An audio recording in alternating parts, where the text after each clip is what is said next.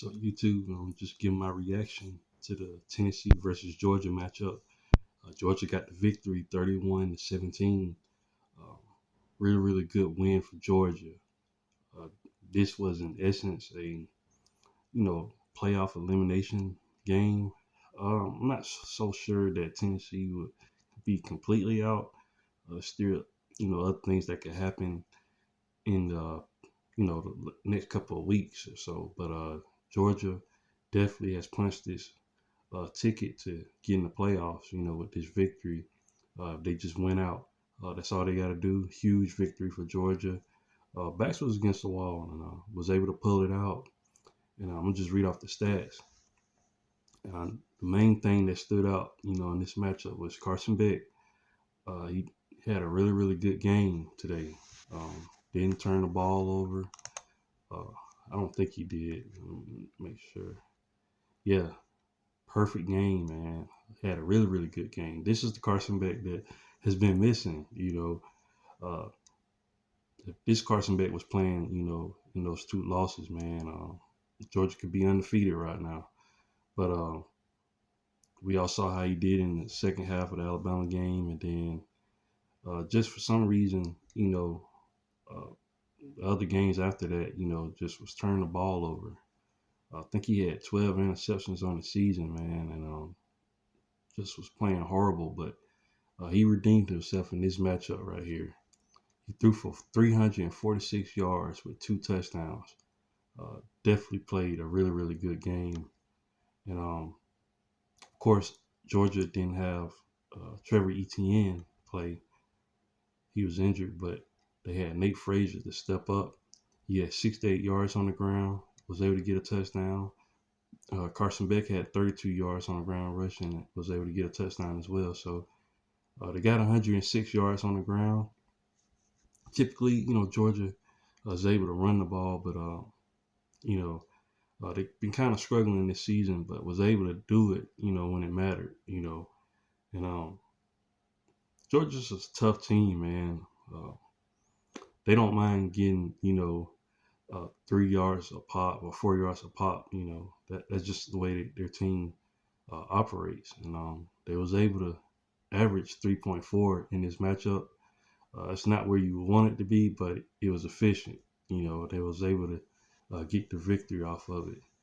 And went against a talented defensive front, man. Tennessee has a really good defensive front, but Georgia was able to man up, put a hat on a hat, line up and run against them. So really, it was tough yards, but they was able to do it. So you got to tip your hat off to Georgia, man.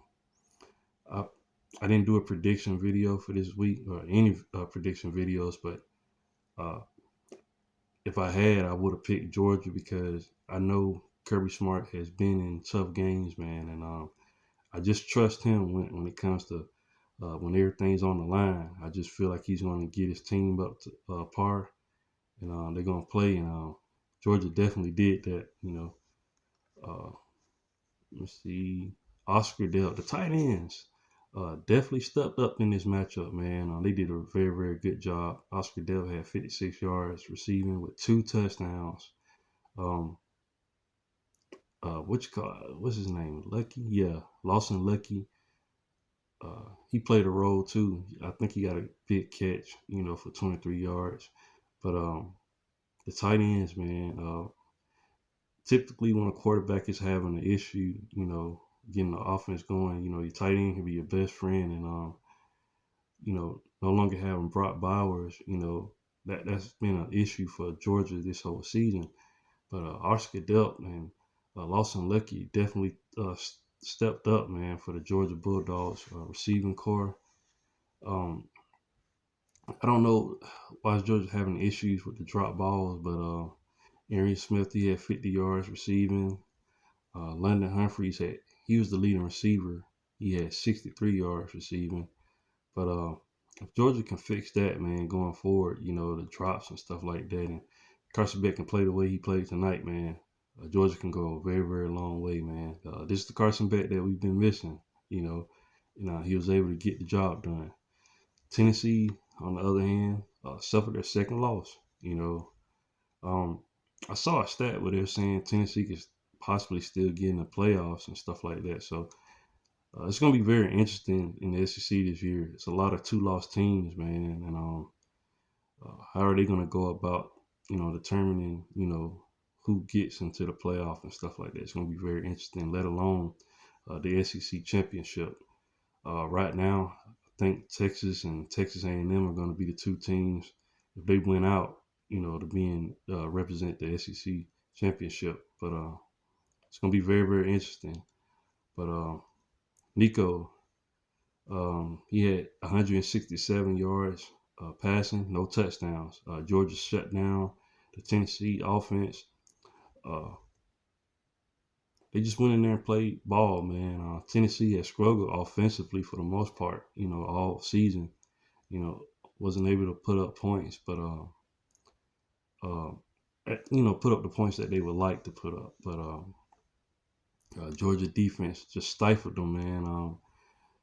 Tennessee scored 2 touchdowns in the first half, a field goal, and then in the third and fourth quarter, second half, was just shut down. Georgia's defense definitely stepped up, man, and that's one thing you could bank on, man. If Georgia can't get anything done right, expect that defense, to step up, and they did a phenomenal job, shutting down Tennessee. Dylan Sampson, he had a good day. He had 101 yards on the ground and a touchdown. He broke one earlier in the first half. Was it the first half or second half? I can't. Yeah, it had to be the first half because they didn't score in the second half. So, but he broke one, ran straight up the middle of the Georgia defense. Just a very very talented player in Dylan Sampson, man. He's a beast of a player. Uh, Nico, he had 18 yards rushing, and Peyton Lewis, he had 30.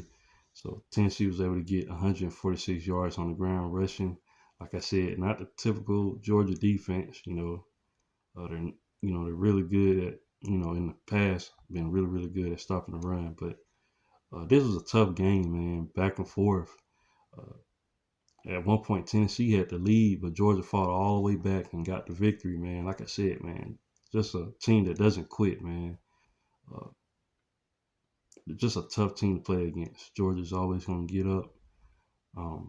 Miles Kelserman, tight end for Tennessee, he had 46 yards receiving. Square right only had 45.